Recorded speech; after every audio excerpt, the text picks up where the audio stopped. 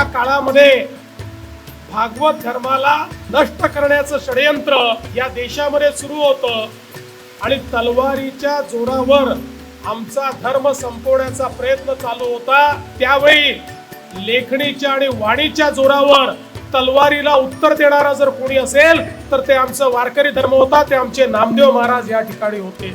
आणि म्हणूनच आज त्यांचं दर्शन घेताना आपल्यापैकी प्रत्येकाला या ठिकाणी आनंद होतो. हा सगळा विचार त्यांनी देशभरामध्ये पोहोचवला आणि म्हणूनच संत बहिणाबाई म्हणतात, ज्ञानदेवे रचिला पाया उभारिले देवालया, नामदेव तयाचा किंकर तेणे केला विस्तार. आपल्या भागवत धर्माचे अग्रदूत म्हणून या ठिकाणी नामदेव महाराजांकडे पाहिलं जातं.